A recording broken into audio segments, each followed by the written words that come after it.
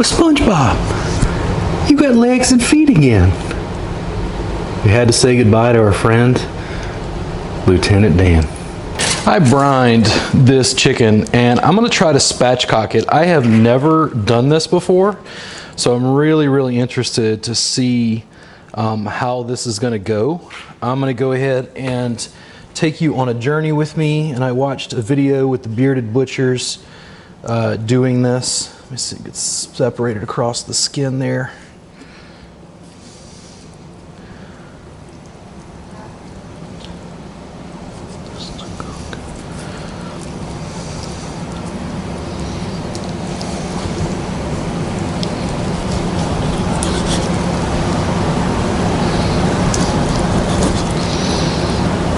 Trying to leave as much meat on the carcass as I can, but I want to slice through this. I found this really interesting when I watched the video. I had never seen this done quite this way before.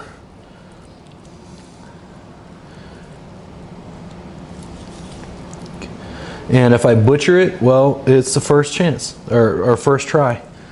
Never done it before, so I expect some mistakes.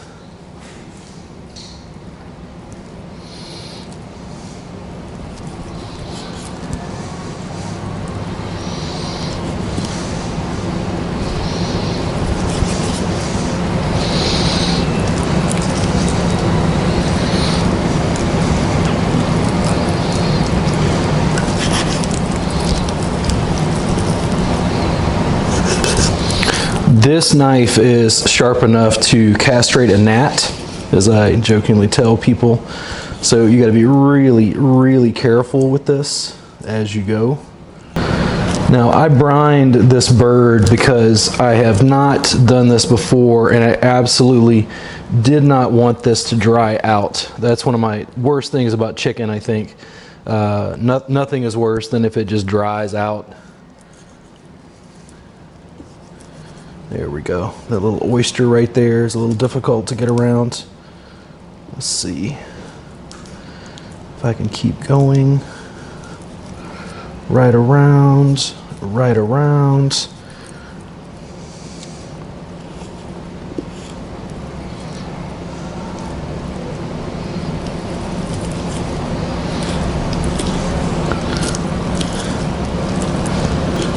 I feel like a complete novice doing this, but again, never done it before, and rather than showing you perfection, I prefer to continue working with you to show you what it's really like, you know? You learn as you go.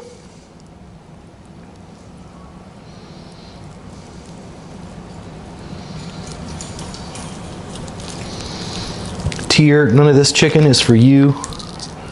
None of this chicken is for you. Trying to see around that joint right there. If I can cut around that.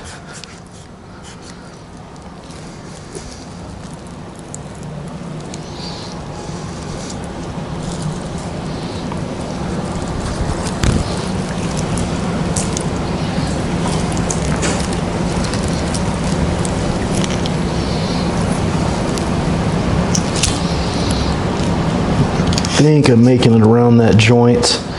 Let's see that right there. There we go. Made it around. Now I'm going to see if I can trim that meat back from around the rib cage. Getting my fingers in there, just trying not to pull against any bone, but like pulling the meat away from the bone really helps through there, I think. And let me come to this opposite side and see if I can do the same. And it's definitely one of those things, you know, you don't want to go fast, you don't want to cut your fingers. This isn't a contest for speed. This is me trying to pull this apart in the most efficient way possible. If I could just get around that joint. Let's see here.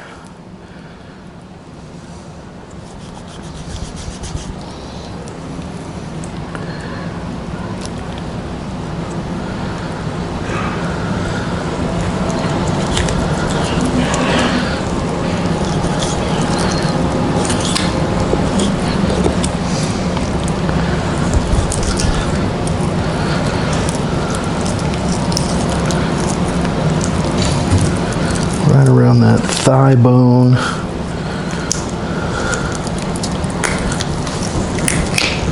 Aha! Did get that to separate. Shave that down. Trying to leave as much meat on, going with the natural sort of like grain of the chicken itself. It's through the skin right there. Let's go back up to this area. Now this one's separated. What's up with this? Let me see if I can peel just a little bit of that meat back so I can see. There we go. Right through the bone right there. There it is.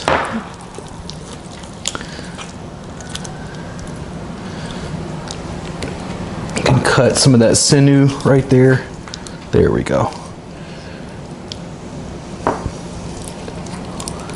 Now I should be able to go through here carefully with the knife right around the breast, right around the side.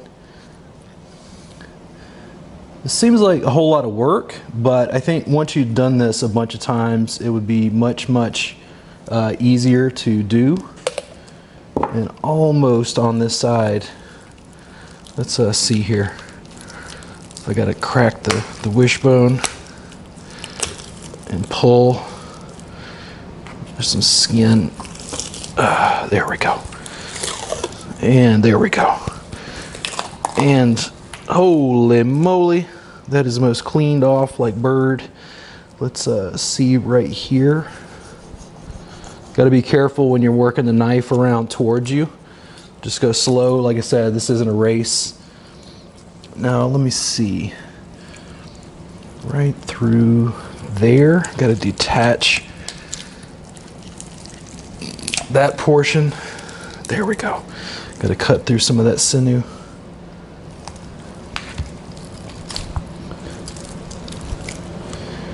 And this last piece, let's see, feels like there's a little bit of tendon or something right there.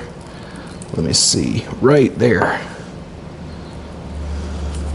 Wow, did we make a mess or what? So one, this has a little pieces of meat on it, but I'm not gonna be too concerned about that. That's the first time I've done this. That's remarkably cleaned. This still has the leg bones. It still has the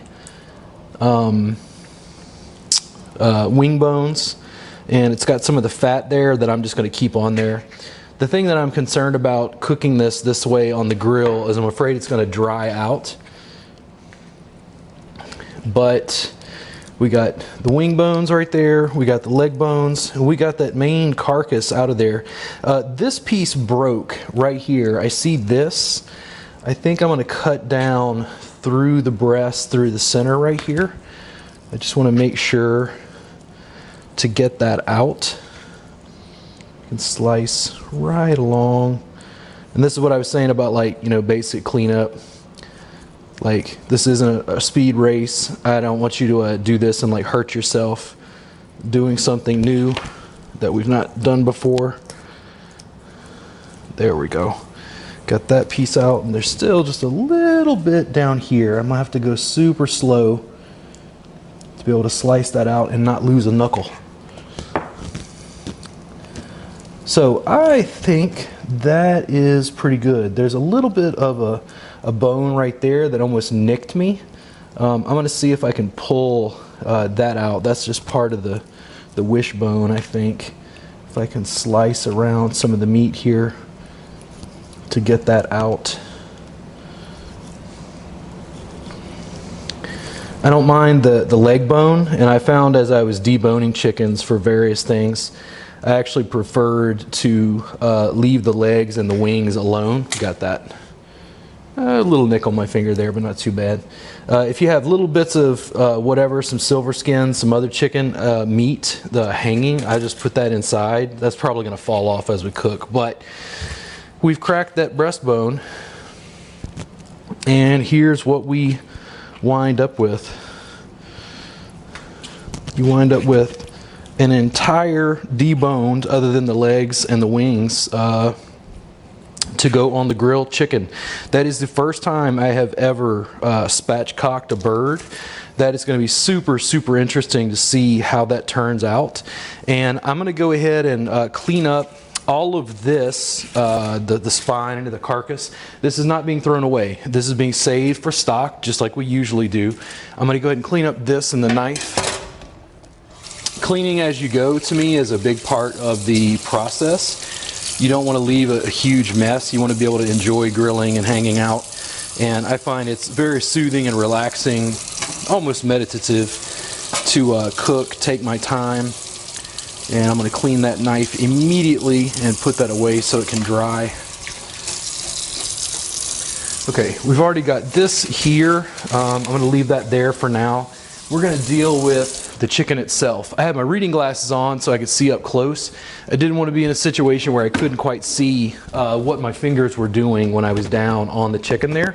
And we're going to go ahead and season this and get it ready. I think I have a, let's see. Yeah, I've got a sheet pan here. Let me go ahead and put some foil on this. And then we'll have a place to put the chicken so we can store it until we get it on the grill. This is the first thing that's going to go on. I also have burgers and some asparagus that I'm going to grill at the very end. But I'm going to start with this since this is a new experiment for me. I also absolutely do not want to overcook the skin. That's one of the things that really annoys me when some of the photos I've seen is people have cooked it to the point where it looks like the skin turned almost black, and I'm not into that. I'm going to grab a few things that we're going to use, and I'm just going to sprinkle this stuff on. Let me see what other spices I have. Yeah, I think I'm just going to go with that. We're going to go super, super simple. So this is a manifestation of what I think about bottled mayo. I was thinking about this, and one of the reasons I brined it is I feel like it gives me more space. There's more room for error. You're ultra hydrating the meat in addition to putting some salt in it. Now, the problem I had when we did wings the other day, the neck prim pal just didn't stick the way that I wanted it to. And I think what the issue is I need like a dry rub to be able to get that to do. What I'm going to do is use the mayonnaise as a binder. This is a perfect use for a little bit of mayo, and I'm going to take it easy here, okay? We're not going to go absolutely crazy, but I am going to go ahead and just slather some of this on. This is again, my first time doing this. You don't have to go absolutely crazy. That'll probably be enough. My hands are clean, but I'm going to come in and smear that on. I just want the seasoning to be able to really stick to the bird. And I was thinking about it. I just think this is oil. It's egg. It's got a texture that it's going to allow the seasoning to really stick and coat the outside of the bird. And then I don't think the mayo will need to go underneath, but I will turn it over and then season the other side as well. So it's got a good coat. Let me wash my hands. So I'm going to go with the salt first. Now keep in mind that the bird itself is already salted. I don't think it has to be super, super heavy, but having some salt on the outside is going to help it dry out the skin. We're going to use garlic powder.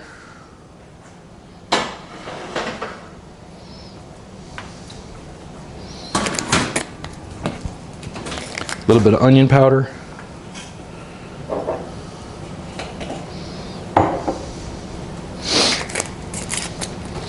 I'm going to go with plenty of fresh cracked pepper.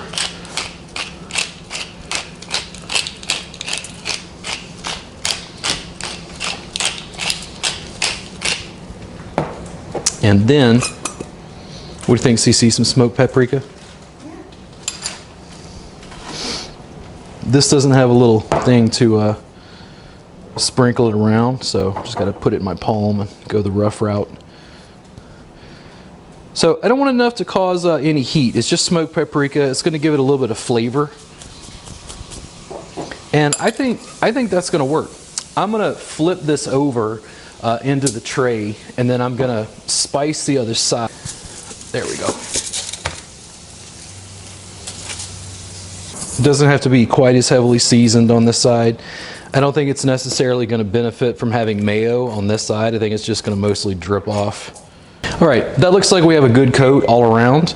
I'm going to go ahead and grab this and turn it over. Some of that's of course going to stick, but I think that is great looking. I think that's going to be wonderful on the grill. I'm going to go ahead and get cleaned up and freeze the chicken carcass. I've taken the coals and move them to this side, and I'm using a mix of oak this time and a little bit of pecan, about 50-50.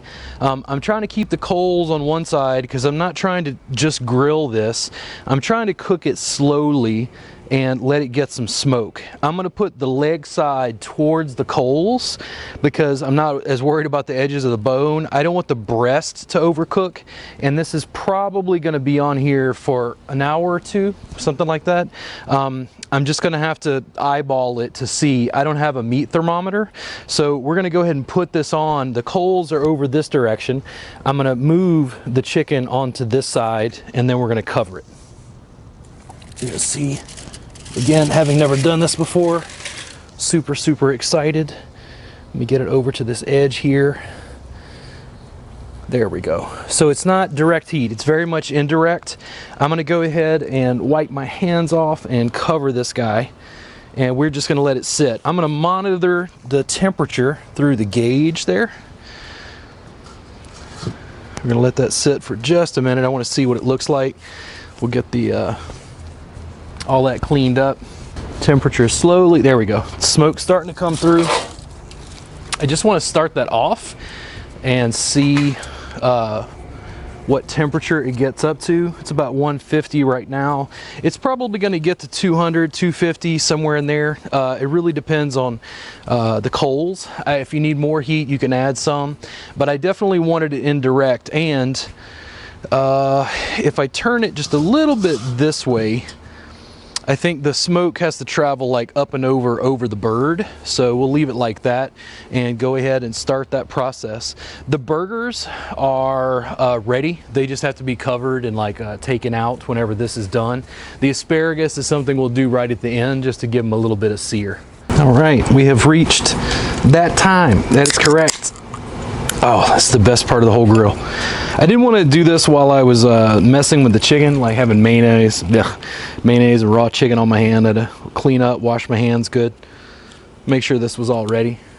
These Pacifico Clara are really good. I'm probably going to buy those again. I need to search through the Mexican beers. They're lighter, more crisp. So right now, $2.75. $2.75. I'm going to uncover this just to get a look. Oh yes, good smoke. The coals are going. Let's cover it back up. But that looks pretty good. We're just gonna let this sit. I'm gonna set a timer, probably 30 minutes. I'm gonna check it again just to see where the coals are, see if there's still wood available. If we run out of oak or pecan, I'm just gonna throw a chunk just by lifting up the grate there.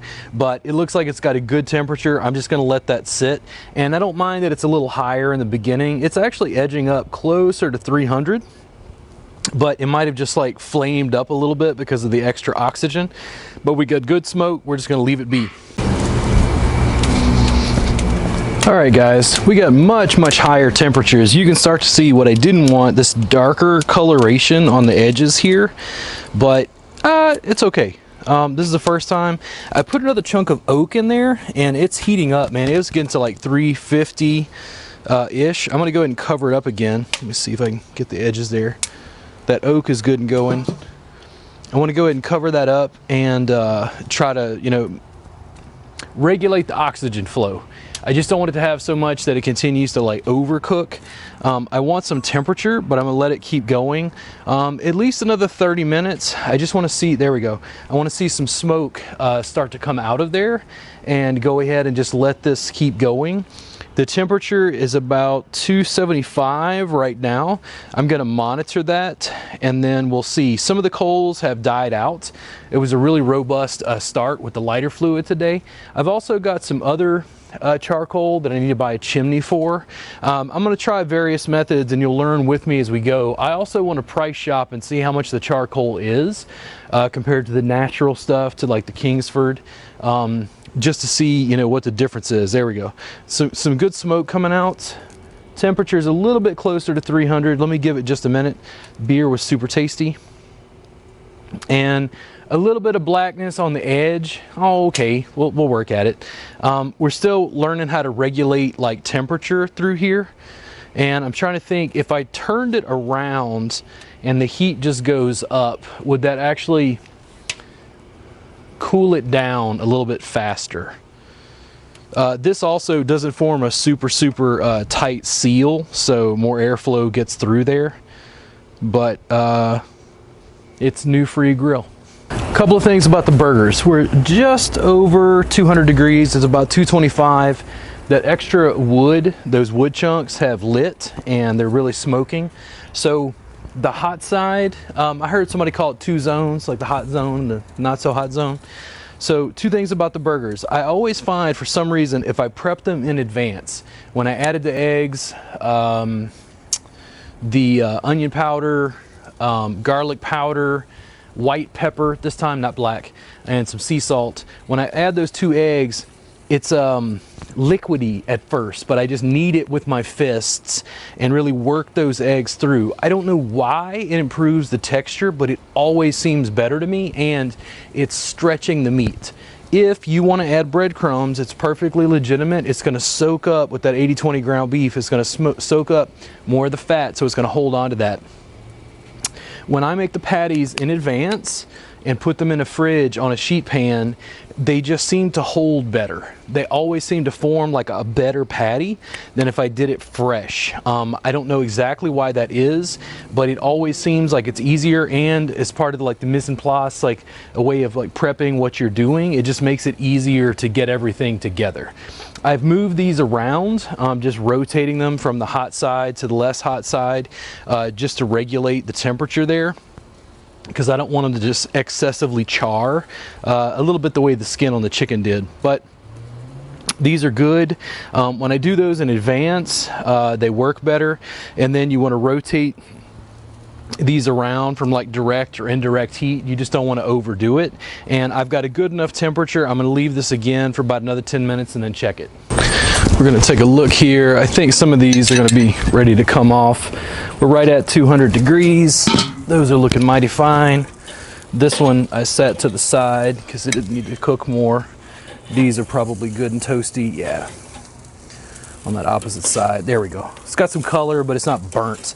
I really hate overcooking burgers. I like having some color, but there we go. You see how nice the patties look? It's got like good grill marks just by leaving it there. Yeah, just a little bit more there. Do I want to let it sear just a little bit? I don't know. I think that's a little too much. Let me scoot this out a little bit. I think what I'm going to do is go ahead and we're going to double up here. This is going to keep cooking, so it's going to get enough heat on the side, indirect, because I don't want that to happen. It's flaring up because the fat is falling off. I'm going to go ahead and toss by hand a little bit of the asparagus, just because I want to coat it good and well with the olive oil. And then I'm going to put that along the edge there. That is not going to take very long to cook. And then I want to cover that. Oh, too much fire. There we go. So I think probably, man, I want to say less than 5 minutes. 2 or 3 minutes, I'm going to check it. It's not the burgers. I don't want the ends of the asparagus to burn. We're 225-ish. Let me just take a look real quick. Just want to see. Okay, yeah, it doesn't look like it's burning. The edges are a little bit seared, but you see how it's still cooking, but it's not like burning. That's what I wanted. Let me go ahead and cover that and just let it sit. But I think this is doing well. I won't have to use more wood. I won't have to use more coals. It's gonna burn up the rest. It's right at 200 degrees. I think we're right on track to be able to get it done. It's been about another 5 minutes. I've got a plate for the asparagus. The ends where the stem is, that looks good. That looks completely good. It's a little charred on the end, but I want some of that smoky flavor, some of that nice char on the asparagus. We lost one. Gave that one to the grill guides. Those look good. I still want some crisp. I just don't want it to be, you know, completely raw. That looks pretty good to me. That looks like that's got some color. I don't know if you can see that, but that looks like it's got some nice little char on the end on some of them, but it still looks like crisp and nice. Let me go ahead and pull the burgers, I think. Oh, we lost a piece of asparagus. Yeah, we did lose a piece of asparagus. Oh well, we're gonna eat that one. Oh, man, that's good.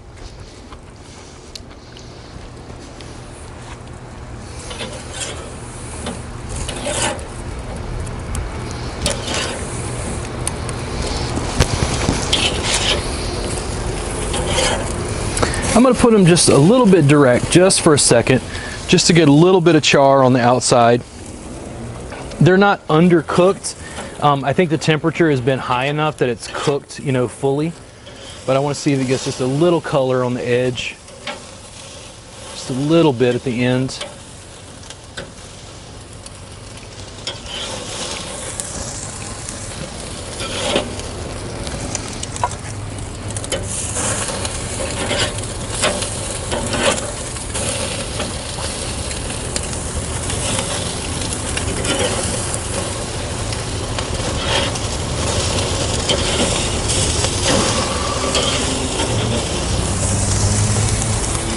And this is just personal preference. I just like a little bit of char on the outside. You do as little or as much as you want. They're your burgers. But I think, you know, this is fully cooked on the inside. I don't want to have burgers like this, especially the Walmart ground beef. I don't want to have that medium rare. If you were grinding it yourself, I think that's an awesome choice. I'm gonna go ahead and take this and cover it. This is done. I'm gonna set up the cameras inside so you can check it out. I'm just gonna cover this and let it sit. Those wood chunks are gonna burn out. But I think overall, these look amazing. I think that is pretty top notch. I think that might be one of the better batches so far. We're gonna do just a quick sampler just to try this out. I've already tasted a little piece of the burger. Came out absolutely excellent. Not medium rare, but it's not overcooked.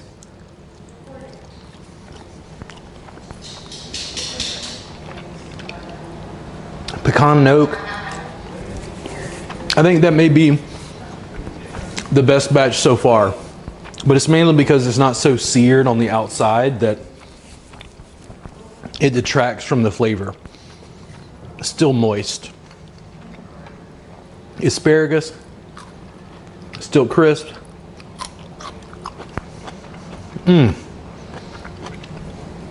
Super simple, just olive oil, a little salt and pepper. Now, this is the one I don't know. And CC says that Jack wants a thigh and a leg. So I think I'm gonna cut this and just give that to him. And that was so easy to slice up. So we're gonna put that aside for him because I know that's the piece that he wants. I'm gonna pull one of these wings. I wanna see what the texture and flavor is like on this. Wow, they're not separating quite as easily as I thought they would have.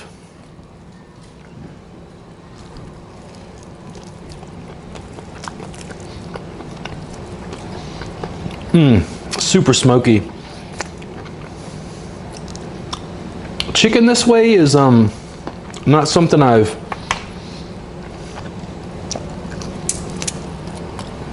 mastered on the grill. Oh, I think the brine. It's still super moist. I was afraid it would have dried out. Man, even the wingtips, wow.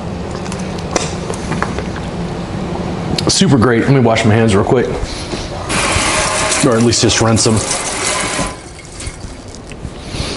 And let me see if I can get a piece of the chicken breast. I want to cut this and open it up. And I should be able to just slice it, yeah, down the center. There's no bones, right? And then I want to see if you can see the color on that. Doesn't look pink. It's not like undercooked.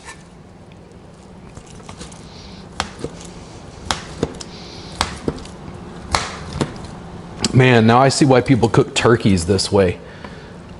Oh, dude, the brine. Oh, that is still so moist. Man, wow. So far, by far, this is the best grilled chicken I've ever had. Maybe I've had it better like barbecue, like turkey at a barbecue place. But this on the whole is phenomenal. I mean, look at it. It's completely cooked. It's a real thick piece of the breast. Super moist. I don't think it would have come out as well if I hadn't brined it. When I brined it,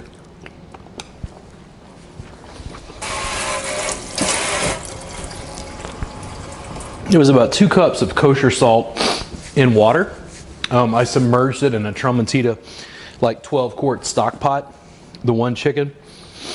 Put in 2 cups of kosher sea salt, kosher salt. Just made sure it dissolved, and then I put ice on top so it could sit overnight on the stove. I think this is a win. I don't think the skin is quite as crispy as I wanted it. It's slightly rubbery, but I can't figure it out what it is with the roasted chicken. Why that turns out a little bit better.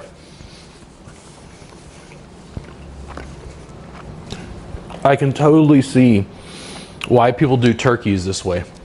This like changed the whole thing, like,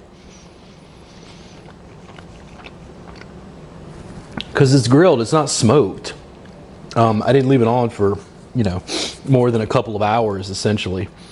This is top notch. I'm definitely gonna try this again. I think I can work on the spice profile just a little bit. I'm gonna have to do some research and see what I think. I didn't want to use sugar on any of my glaze or anything like that, but I think this is an awesome spread.